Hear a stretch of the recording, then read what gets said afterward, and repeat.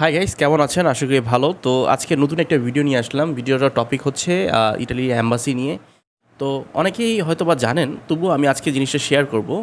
পুরনো নিউজ বা নতুন করে। পুরনো নিউজ বললে ভুল হবে, বিকজ 4-5 দিন আগের কথা। একটা গোপন মিটিং হয়, সেটা হচ্ছে মুফার সাথে ইটালি অ্যাম্বাসি রাষ্ট্রদূতের এবং আরও কর্মকর্তাগণ উপস্থিত ছিলেন সেই বৈঠকে। আগে বলে নিই, মুফা হচ্ছে একটা সংক্ষিপ্ত নাম, সেটা মিনিস্ট্রি অফ ফরেন অ্যাফেয়ার্স নামে পরিচিত। তো তারা এবং ইটালির রাষ্ট্রদূত একই সাথে একটা বৈঠকে বসে। সেই বৈঠকে আলোচনা করা হয় কিভাবে ইটালি ভিসার জন্য আবেদনকারীরা যে পাসপোর্টগুলো জমা দিয়েছিল কিভাবে এটা তাড়াতাড়ি প্রসেস করা যায়, সেই বিষয়ে বৈঠক হয়। এখন কথা হচ্ছে বৈঠকটা কতটা ফলপ্রসূ হবে তার উপর নির্ভর করে। দেখলাম ভালোই একটা মিটিং হলো। আচ্ছা, এই মিটিংটা কোথায় হয়েছে সেটা জানা দরকার নেই আমাদের, বাট যে মিটিংটা হয়েছে সেটা অথেন্টিসিটি আছে। বিকজ এটা আপনি খেয়াল করবেন, ইটালির অ্যাম্বাসির ফেসবুকে এখন বর্তমানে আপডেট পাওয়া যাচ্ছে না। মানে তারা কি করছে না করছে এগুলো এখন খুব কমই দেখা যাচ্ছে, এবং তারা অ্যাক্টিভ অন্য সোশ্যাল নেটওয়ার্কে চলে গেছে, অ্যাক্টিভ সেখানে। তো সেটা একটা যথাযথ কারণও আছে। আমরা বাঙালি মানুষ ওই বারবার ওই ফেসবুক পেজে নক দিই, তো সেক্ষেত্রে হয়তোবা তারা অন্য পেজে, অনেকে যায় না সে পেজটা কি, এটা একটু সার্চ করে দেখবেন, সেই পেজেই আপডেট পাওয়া গেছে। আপডেটের 7 জুলাইতে একটা বৈঠক হয়েছিল, সেই বৈঠক অনুযায়ী আমি আজকে কথা বললাম।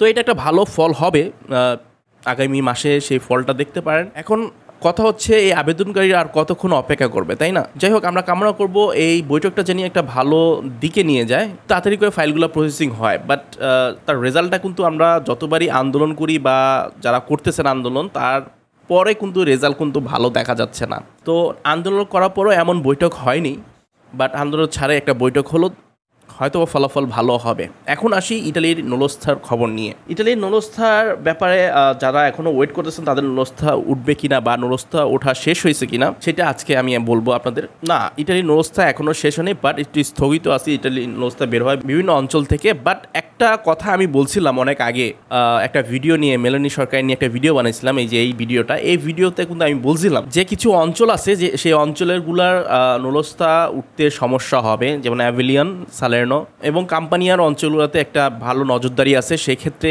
এইসব অঞ্চলে কাগজ নুলস্থা বেরোতে একটু কষ্ট হবে, এবং যাচাই বাছাই করেই কাগজগুলা নুলস্থাগুলো বের হবে। সেক্ষেত্রে আপনার একটু সাবধানতা অবলম্বন করতে হবে। এই সালের্নো, অ্যাভিলিয়ন এবং আরও নেপোলির যেসব অঞ্চলগুলো আছে, তো সেক্ষেত্রে এগুলা নুলস্থা উঠতে একটু কষ্টকর হবে। যেহেতু এটা ইতালির মেলিনো সরকার আভ্যন্তরীণ বিষয়, সেক্ষেত্রে কিছু কথা বলা যাবে না।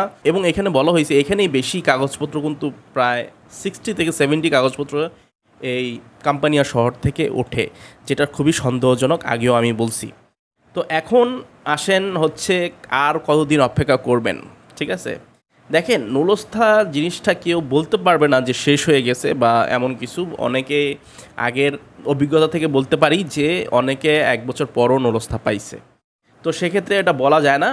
আর নুলস্থা এখনও শেষ হয়নি, এটা ভুল কথা। আর নুলস্থা স্থগিত আছে হয়তো বা কিছু একটা, এটা সামনের মাসে আবার বের হবে। যাই হোক, আমাদের চিন্তা এখন নুলস্থা বের হওয়ার মধ্যে না, আমাদের চিন্তা হচ্ছে অ্যাপয়েন্টমেন্ট নিয়ে চিন্তা। আমাদের চিন্তা হচ্ছে যারা বিএফএস গ্লোবালে ইটালি অ্যাম্বাসিতে জমা দিয়েছেন সেই কাগজগুলো কবে দেবে, এবং সেই ধৈর্যটা কিন্তু ধরার ক্ষমতা অনেকে নাই। বিকজ আগস্টের কাগজগুলাই শেষ হইতেছে না। আল্লাহ জানে, মাহবুদ জানে আগস্টে আর কত কাগজ আছে। আমি খুব বিরক্ত হয়ে গেছি আগস্টের কাগজের কথা শুনতে শুনতে। এখনও কাগজগুলো কেন কমপ্লিট করতেছে না, বাট এটা শিওর আগস্টের মধ্যেই সেগুলো ক্লিয়ার হয়ে যাবে। আগস্টের মাসে যারা জমা দিচ্ছেন, আগস্টের পরে হয়তো বা আর ভিসার পাওয়ার সম্ভাবনা থাকবে না। এটা চরম সত্য কথা। আমার ভিডিওর বিষয়বস্তু নিয়ে অনেকে কপি করে অনেক কিছু কথা বলতেছে। আমি বলছিলাম প্রায় 1 মাস আগে যে ডি ফর্মটা একটু ইম্পর্টেন্ট, বিকজ এখন বিএফএস গ্লোবাল বলেন, ইটালি অ্যাম্বাসি বলেন, কাগজপত্রগুলো খুব গুরুত্ব সহকারে দেখে। তারা এখন ভিসা দেওয়ার চেয়ে ভিসা রিজেক্টের উপর বেশি প্রভাব ফেলে, ঠিক আছে? এখন কিছু ভুল পাবে তো আপনাকে ধরবে। ওই যে বললাম, ডি ফর্মটা একটু ভালো করে পূর্ণ করবেন, সেই কথার খাতিরে অনেক ব্লগাররা এখন বলতেছে ডি ফর্মের দিকে নজর দিতে, বাট যেটা আগে নজর দিত না বা বলতো না। তো ডি ফর্মে ওই যে বললাম, কিছু তথ্য যদি ভুল থাকে নুলস্থার মধ্যে, আর ডি ফর্মের মধ্যে যদি তথ্যের গরমিল থাকে, আপনি কিন্তু রিজেক্ট হয়ে যাবেন। তো এটাই হচ্ছে সত্যি কথা। ইটালি ভিসা ডি ফর্মটা খুবই গুরুত্বপূর্ণ বর্তমানে। তো আপনার জন্য ট্রাই করবেন যে সূক্ষ্মভাবে সেটা পূর্ণ করার। দেখুন, এখন সিজনাল ভিসা বা স্পন্সর ভিসা ডিক্লারেশন ফর্ম ছাড়া জমা দেওয়া তো এখন রিক্স, মালিকের ডিক্লারেশন ফর্ম এখন দিতেই হবে। আর এখন বেশি একটা জিনিস শোনা যাচ্ছে যে কাজের কন্ট্যাক্ট পেপার, আসলে কাগজের কন্ট্যাক্ট পেপার কোনো কিছুই হয় না, এটা জাস্ট ভুয়া কথা, এটা দিতে হয় না। এটার অনেকেই হয়তো বা ডিক্লারেশন ফর্মের সাথে মিলিয়ে ফেলতেছেন। ডিক্লারেশনটা ফর্মটা দেওয়া এখন বাধ্যতামূলক আমার মতে। আগে আমি বলতাম না, বাট এখন যে হারে অ্যাম্বাসি যা শুরু করছে প্রত্যেকটা কাগজ দেওয়াটাই ম্যান্ডেটরি। যদিও এটা 5টা যাদের বিএফএস গ্লোবালের যে ডকুমেন্টস লিস্ট আছে 5টার মধ্যে ছিল না, বাট ইটালি অ্যাম্বাসির মধ্যে যে ডকুমেন্ট লিস্ট আছে সেটার মধ্যে কিন্তু ডিক্লারেশন ফর্মটা ছিল। তো সেক্ষেত্রে যেহেতু ইটালি অ্যাম্বাসি এগুলো কাগজপত্র দেখে, বিএফএস গ্লোবাল না, তো সেক্ষেত্রে আমরা সেই কৃষি বিষয় হোক আর স্পন্সর বিষয় হোক, আপনারা অবশ্যই মালিকের ডিক্লারেশন ফর্মটা দেবেন এবং মালিকের আইডেন্টি কার্ডটা অবশ্যই দেবেন। সেক্ষেত্রে একটু রিস্ক কমে যাবে আপনার, বাট 100% এখন বলাই যাচ্ছে না ভিসার ক্ষেত্রে, বিকজ এটা 100% তখনই বলা যেত তখন এগুলা ইস্যু ছিল না, বাট এখন ইস্যু হচ্ছে, বিভিন্ন ধরনের ইস্যু তো হচ্ছেই। যাই হোক, এখন যাদের নুলস্তা 100% সলিড, আমি এখনও বিশ্বাস করি আপনার ভিসা হবেই।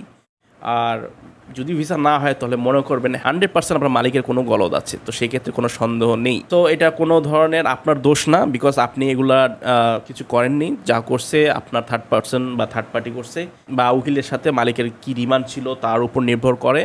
সব কিছু যদি ঠিক থাকে তাহলে আপনি ভিসা আজ হোক কাল হোক একটু দেরিতে হোক পাবেন। বাট এখন ভিসা হওয়াটা কিন্তু এখন আসলেই কষ্টকর ব্যাপার, ভিসা একটু টাফ হয়ে যাচ্ছে, দিন দিন আরও টাফ হবে। এখন তো অনেকে কাগজ নিতেছে হয়তো বা 1-2 বছরের কন্ট্যাক্ট করে, 2 বছরের মধ্যে তাকে কোনো নক দেওয়া যাবে না, এসব ঘটনা শুনতেছি। যাই হোক, আজকের আপডেট এই পর্যন্তই। ভালো থাকবেন, সুস্থ থাকবেন, অবশ্যই সাবস্ক্রাইব করে রাখবেন। বাই।